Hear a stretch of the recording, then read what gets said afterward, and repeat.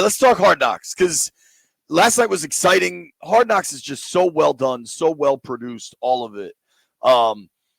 I don't think it should be much of a surprise that it was pretty much Dallas and Philly. Dallas is Dallas, 1. 2, Dallas is surging right now. They're red hot. And their last 2 games, they had the national game on Thanksgiving where they beat Kansas City, Mahomes, Kelsey, like all of it. Like there's going to be attention on that. Yep. And then Philly had a national game also. So did Washington, but Philly had that game. So as like if you are looking to tell a story, ultimately this is a television show, right? Mm-hmm. This isn't an equal opportunity business. This is a television show. If you're looking to tell a story, you've got, unfortunately, the biggest brand in football surging, and one of the biggest brands in football and the defending Super Bowl champion maybe falling apart. Yeah. So, like, that's the story you're going to tell. Yeah. But if you pay attention to TV, you should have known that they were going to have more of those 2 teams. The Giants and the Commanders right now, what story are you going to really tell? Well, the Giants, because they had a lot of drama with Daboll. And then you had a quarterback who think he can run through everything, and you had a running back who think he can run through everything, and also he can make decisions that coaches don't even try and do, but his coach did do it. So you could make it a little bit more drama. This team had a lot of injuries, and things aren't going the way they expected. It's the least attractive one that they want to see right now. So you expect Dallas and Philly to get more play. That didn't surprise me. But still, if you are a football fan, let's get past like, oh, I don't want to watch the other team. I'm a fan. If you are a true football fan, you want to find out everything going on. Agreed. And I think I thought that was a really enjoyable television program last night. I think the coolest stuff we saw for Washington were 2 different moments. One, when they showed DQ and AP on the practice field, getting Terry McLaurin back healthy and just watching him and his burst and everything. Mm-hmm. I thought that was pretty awesome. Oh, yeah? Like, they were kind of joking about what it means to have guys back, and it means a lot, dude. it means a lot. And so I enjoyed that. And then late in the show, when Washington lost to Denver, when they showed DQ say, we might have lost, but we're not lost anymore. Like, we talked about it Monday when we did the show, and people were calling in that they were just like happy to see the burgundy and gold play to that level again. I am not somebody that wants to celebrate losses. That's just not how I operate. But what the Commanders showed in that game was an ability to compete. And unfortunately, we hadn't really seen that. And I understand DQ in that moment giving some love to his team for competing at the highest level. Denver was able to land one more punch than they did. But that game felt like Rocky and Apollo. You know what I mean? 2 worthy competitors. I just think what he did was praise his team for fighting their asses off. Right. And letting them and listen, if you have to be under a damn rock or blind if you don't see that they play better. Right. You should also commend and reward that. It's not saying, oh, man, we almost beat them. No, we are getting better. That's the ultimate thing. We're getting players back. We're playing better on the field. Things seem to be working. Like I said after the game, I will take that effort because that effort will give me more wins than losses. Nothing wrong with that. Right. And the thing he said we lost, but we're not lost anymore. I love that little saying. I can understand where you're going. Look, man, they were going through a season where, hell, we were asking questions every week. What the hell is going on? What are they doing? Right. At least now we can see what's going on. We can see what they're doing. We see improvement. So you're not walking through the damn jungle now.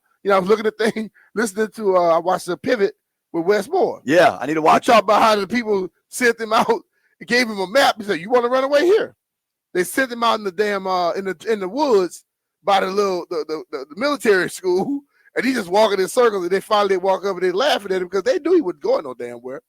So they're no longer roaming through the damn jungle with nowhere to go. They now have a attention on a path of where they got to go, right, and where they're trying to get. So it makes a world of difference to me. those type of little things right there, you know, I want to see that. I want to hear that. Like, I always wonder, because like when we do the show out there, we rarely hear what's being said after the game. So you got to imagine. Right. You don't get to hear when you take DQ? No, we hear him talking certain things. I'm talking about, I want to hear some inside the locker room stuff. Yeah. When I hear those things, that tells me everything I need to know. And you can see why these dudes stay behind him. Agreed. You know, I was cool with it. And you know, I have, bro, Hard Knocks been around how many years now? This in-season one is relatively new. The principle of Hard Knocks, you're probably talking 20 years. And it's probably my first time watching the first one and watching the whole thing. Yeah, because you would check it in. I'm like, I see that crap when I see it, but like, I wanted to see, because right now, with this team going through hell, I want to see the things and see the people that are going to show me what they really made up at this point.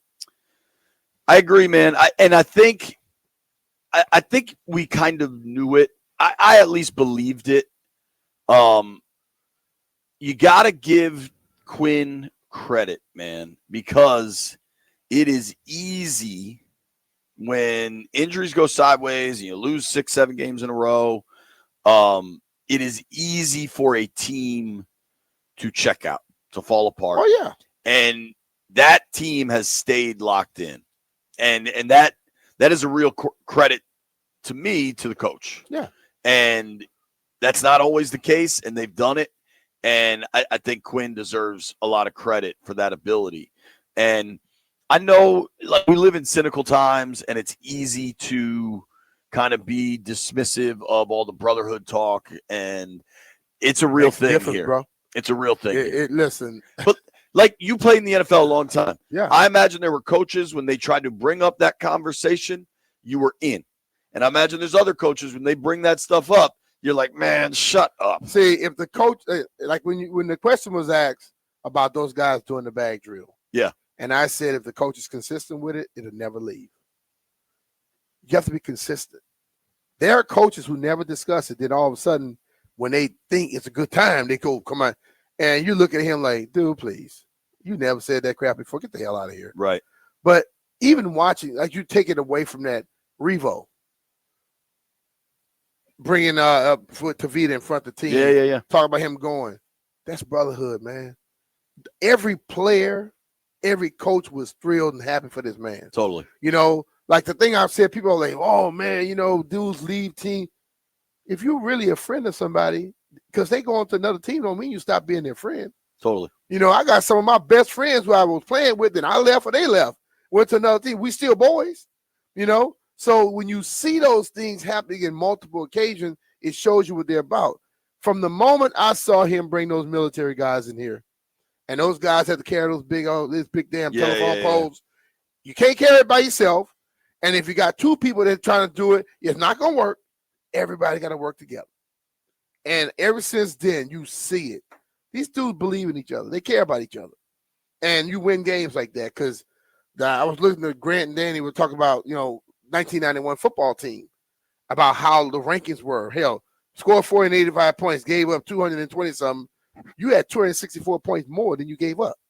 You know what I'm saying? You had 264 points. You gave up 220-something. So basically, you outscored people by the amount of points you beat teams by. That right there was a team about brotherhood. They cared about each other. They did stuff for each other. And one thing you do when you really give a damn about somebody, you won't let them down.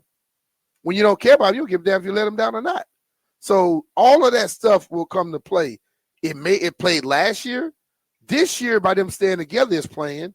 We'll see how it goes again when next year comes around. And they have health.